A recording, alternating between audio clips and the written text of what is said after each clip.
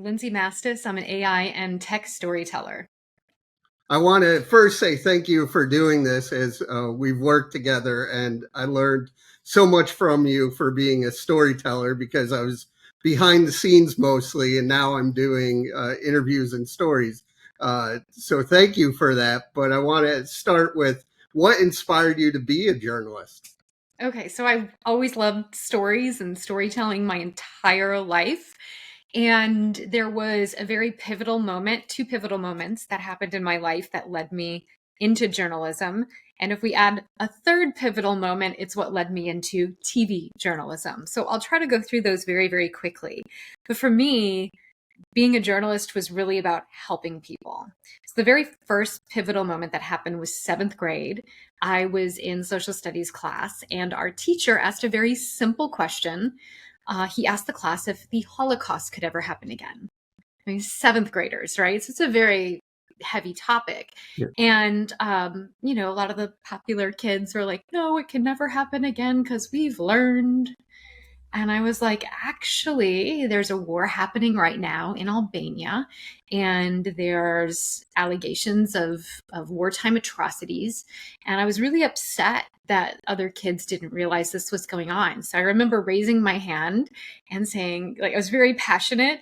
I was like, it's happening now. And I was explaining what was happening. And the teacher just he was like, yeah, Lindsay's right. And he just kind of turned and continued to teach. But I looked over at the other kids and I could tell that they didn't believe it.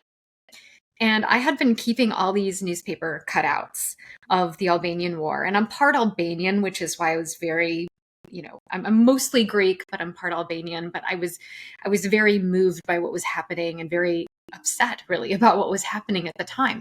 So I took all these newspaper clippings, and I also had, my parents let me get Time magazine subscription when I was a kid as well.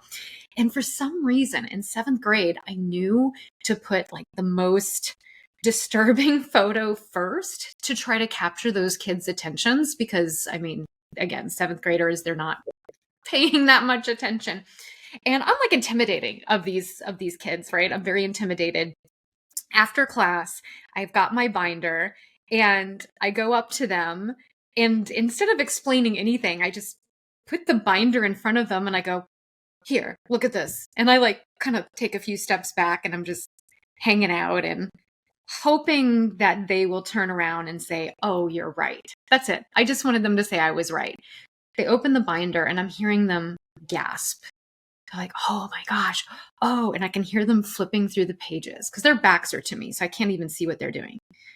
All of a sudden they turn around and they go, what can we do to help?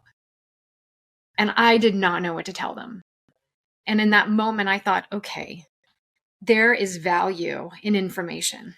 There's value in showing people what's happening, because then, these popular kids could say, I'm going to have a party Friday night, and like the whole school will show up, right? So if they could channel that kind of energy into a good cause, and if the only reason that they're having a house party versus a fundraiser is because someone like me didn't tell them what they need to know, well, then that's my role. I can let people know. So that led me to journalism. And yes, I was in middle school on the school paper writing about the Albanian war to these other like middle schoolers. It was very interesting. Got to high school, and I'm very passionate about music as well. But in ninth grade, I was one of, I think, only two kids that were allowed in jazz band without, being an upperclassman. And again, I was a really like timid student. Like, I know I seem very outgoing now, but like as a kid, I did not speak up very much. I was very quiet. I was very afraid of a lot of people. And the band director was very intimidating, and he kind of had this reputation of not being the nicest person, especially to saxophone players. And I happened to play saxophone, and I was playing baritone saxophone in jazz band.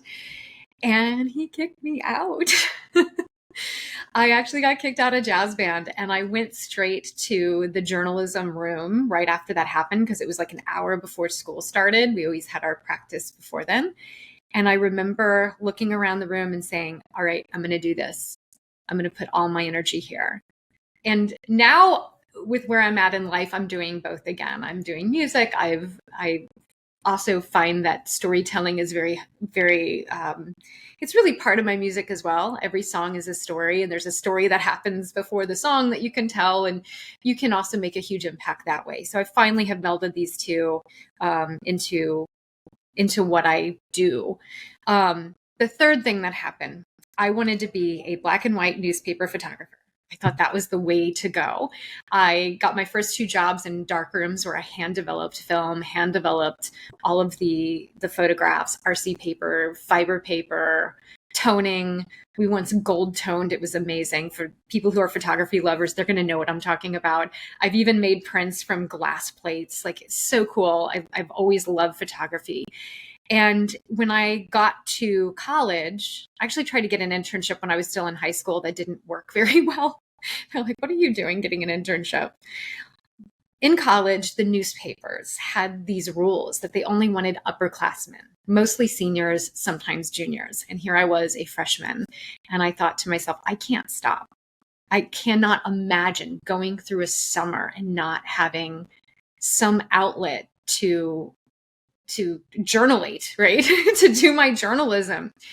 And so I ended up also contacting TV stations and applying for internships there. The TV stations had no rules about what grade you had to be in. So my mom drove me to an interview in St. Louis, which is my hometown. And we got there really early. So we're just sitting in the parking lot. And she had like one of those sunroofs. All of a sudden, we hear this news chopper. And the chopper flies over the car, and I'm looking at it through the sunroof. It lands in the front. And like, I'm guessing it was like a photographer or reporter or something, like runs inside. I'm like, they got the story. They're running in there with it. And I look at my mom and I go, I want to do this.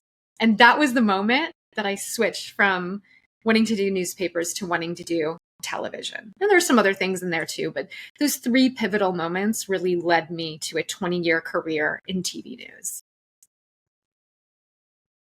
And what you, instead of just doing broadcast, doing the same thing over and over again, you always evolved and went to the new thing. What was it like following that journey of the unknown?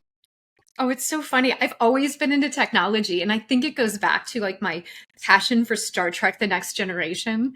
Like, I was allowed to stay up late on a night that Star Trek: The Next Generation was airing. So I've always gravitated toward technology, and technology changes. And I've always wanted a job where I wouldn't have to do the exact same thing every single day, because you know me, you've known me for a very long time. I need I need to keep it moving. I get bored very quickly. And so I like to find new ways of doing things. So the technology has always been there throughout my career. I was just going through some old photographs from the beginning of my career, actually, and throughout a few other years. And I was coming upon all of these like documents and different things that I was doing that reminded me that I've been focusing on technology from early in my career. And I do remember about 10 years or so ago, I was working at the CBS affiliate in DC at the time. And I was trying to do stories on augmented reality when that was a brand new thing to the masses. And I remember being able to do one story. And then I went and pitched another story or two, and they kind of looked at me and they're like, you already did a story on that. I'm like, but like, there's more to it. There's more applications for this. There's so much more that can be done. And that's why when I saw what was happening with AI and tech now, I thought to myself, I haven't been this excited since augmented reality. And this time, I want to make sure that I can do every story. And I was really thankful and really, I'm really grateful that I had an incredible boss at the time who was allowing me to like focus in on this niche. And I ended up becoming the first local TV news anchor in the country to have AI as my official beat. So that's something I can always hold on to. And I'm seeing a lot of journalists cover AI now. But I also noticed that there's a huge fear happening. And a lot of that is in the reporting. I want to focus on the positives, the positive aspect. If you think about Star Trek: The Next Generation, you really saw technology in a positive light and how it can bring people together and how you could use it to solve problems. So there's a good and bad side to everything. Nothing's perfect, but I really believe that if we focus in on what AI and emerging tech can do for us as humans and the good side of things, that we can actually have a ripple effect and make sure more good things happen, right? Because I'm not ignoring the bad, but Right. I think that that's already being covered, and it's being covered, I think, a disproportionate amount to the good that I'm seeing in AI. And when I'm in these rooms with people that are developing the technology or even the thought leaders behind the initiatives, they want to use this to help. I've not yet met a person who's like, oh, I can't wait for this to destroy us all. No. Yeah. Instead, I hear people saying, I think this can solve this problem. And we put this huge team of people together and we're going to try to help people this way or that way. And there's a true, it just reminds me going back to the 7th grade of saying, I think I found a way to help people. And that's what I've noticed in AI and tech. And that's why I position myself to be telling these stories. I think what AI is doing is amazing for storytelling. I couldn't do what I'm doing without AI, and it's not creating the stories or anything like that. It's helping my voice be amplified with creating more pieces. So how does AI help your own storytelling methods? So for me, I love to work in like small groups of people who are, I mean, and you know this, you and I don't know if your Yes. audience knows this, but you were my executive producer for what at the time we called the Coronavirus Alert Desk. And this is something that we started before the lockdown and all of that. And it's Right. something that I kind of saw coming. I would not be surprised if I was the first person to put a story on the news about what was happening in China back when it was just 6 people were sick around the Yeah. holidays. And I had to fight to get that story on air as well. But I love to bounce ideas off of people. And now that I'm working independently, I can't just stand up and walk 5 feet over to anyone else in a newsroom and say, hey, what do you think of this? Or, hey, let's have a conversation about this subject and maybe some ideas can come out of it. I can do that sometimes, but not at a drop of a hat. So I have been utilizing AI to kind of be that soundboard, like something to bounce the idea off of saying, hey, I've got these 3 ideas. Should I go this way, or that way? And then flesh it out to try to figure out, oh, hey, this is a really cool approach. I even do that when I develop my thumbnails right now for YouTube. I might have a thumbnail idea, and it's so important with social media on YouTube that the thumbnail grabs people's attention. So I might pop, take a look and put something together and then pop it into an LLM and say, hey, thoughts. And sometimes I end up completely redesigning my thumbnail because maybe it points something out of like, hey, this is a little confusing, or great thumbnail, but not anywhere does it say it's even AI. Like, oh, I thought that was a given because I'm thinking about it. But it helps remind me that, hey, somebody who's just discovering my page for the first time may not know that I only focus on AI and tech.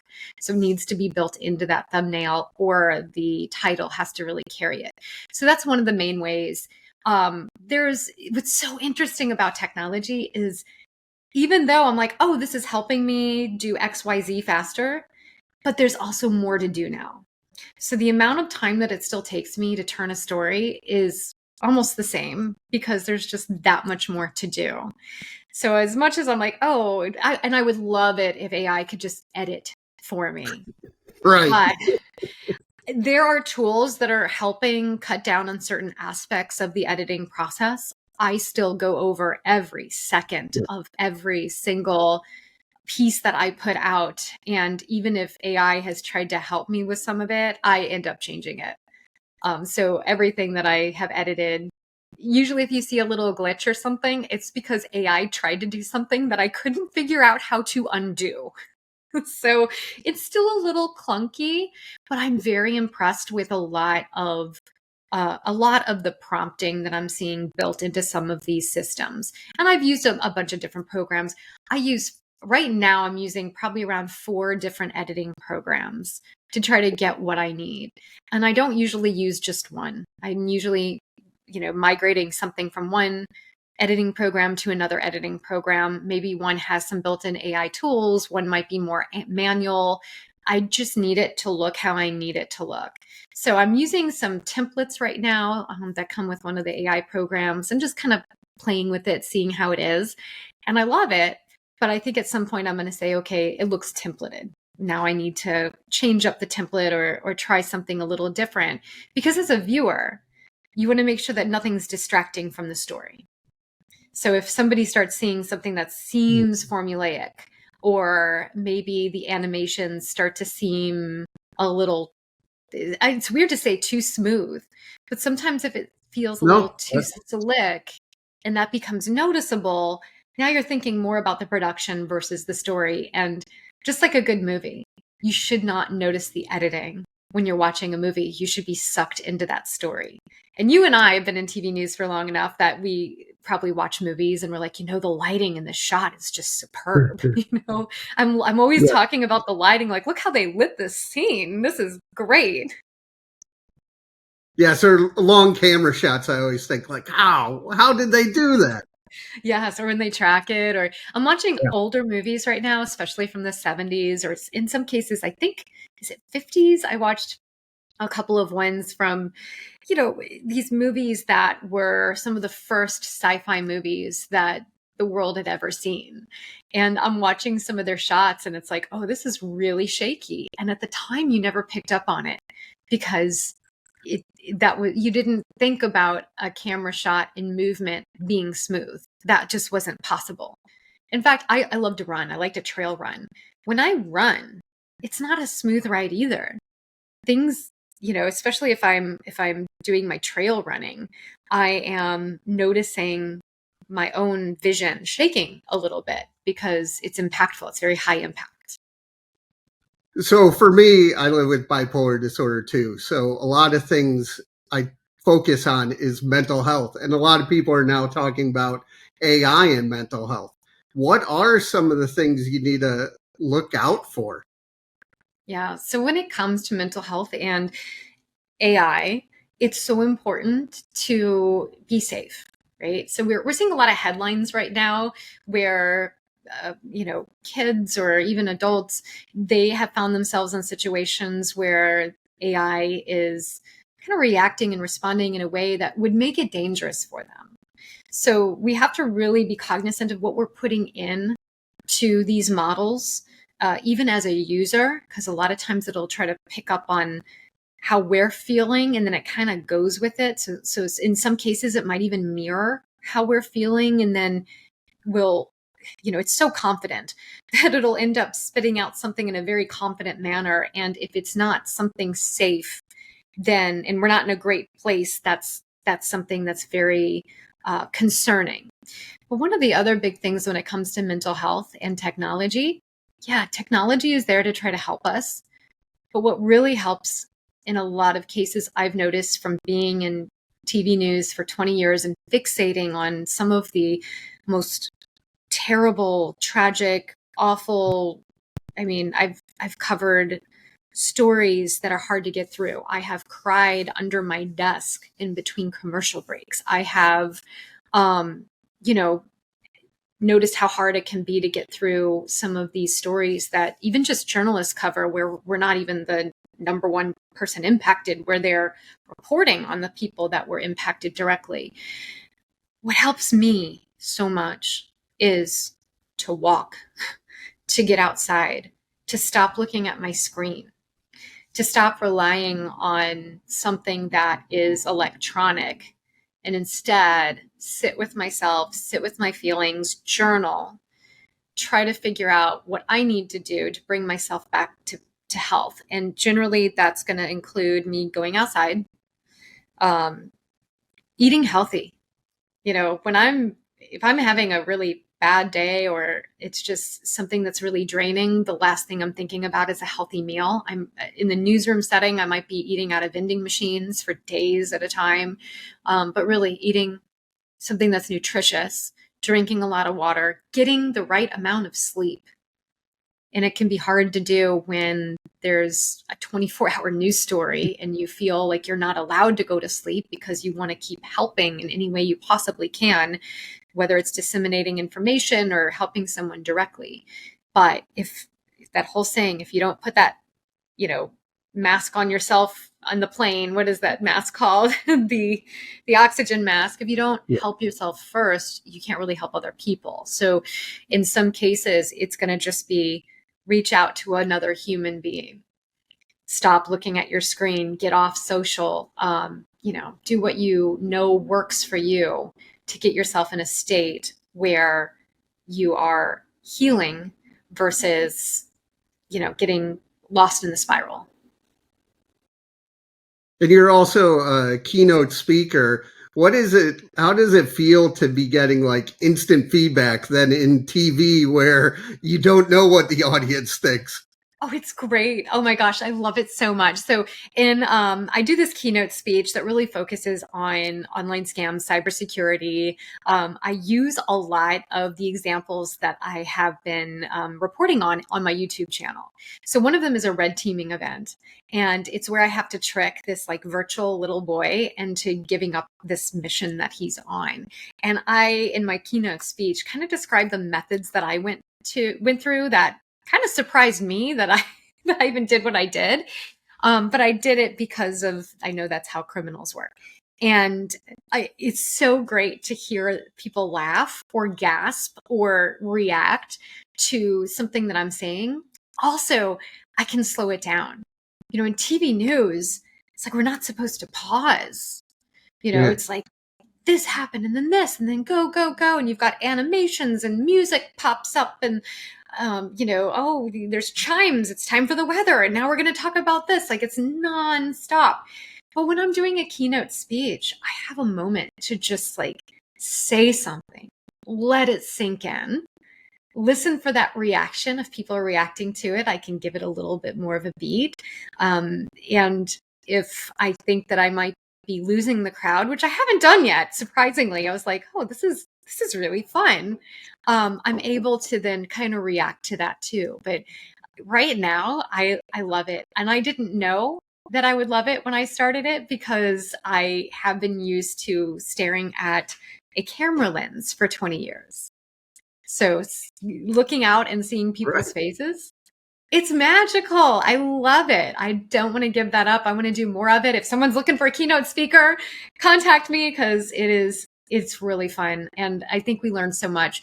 And then also when it's over, I get a chance to talk with people. So people will come up to me and they'll have additional questions or they'll tell me about something that's of interest that I'm like, oh, this is great. I'm going to go look this up or use this tool. Or they may even ask me about a tool, an AI tool. I'm like, oh, well, these are the ones I use. And those kinds of conversations, it's harder to have that happen when you're just looking at a lens. People would usually do that outreach on social media, or maybe I would get an email, but it's different, when it's in text versus when it's like face to face with someone. How can people reach out and learn more? So 2 things. Number 1, go to my YouTube channel. So youtube.com/Lindsey Mastis, and it's spelled LINDSEY MASTIS. I'm the only Lindsey Mastis in the world, so you should find me pretty easily. So subscribe to my YouTube channel. I'm putting out usually new videos weekly. Some of it's immersive journalism, some of it's like tips and tricks. It's just really great stuff. And then the second thing is I have a Substack that I am soft launching right now. Definitely sign up for that as well. I think you can find it easily by going to like Substack and searching for Lindsey Mastis there as well. And what's really great about that is I still have this passion for writing and for photography. So I will oftentimes in my Substack just have like a different perspective on the story. Maybe I'll explain something that's behind the scenes or focus in on an aspect of it that you're not going to get in the video. And then it also gives me an opportunity to sometimes share those photos from behind the scenes as well. Just different things that you don't really get anywhere else. And so that's really cool. And I love the subscription type of feature. Like, I didn't know I would be the kind of person that liked that, but I do. And it's great because like if somebody does want to reach out, they can, and I can respond. And it's really a different world versus what I've been used to for 20 years. And I'm loving it. And I want to just keep, I love talking to people. I love sharing information. I'm the person who will sit in the middle seat of an airplane because I got two people I can talk to throughout the whole flight. Like, so I love that. I love that engagement.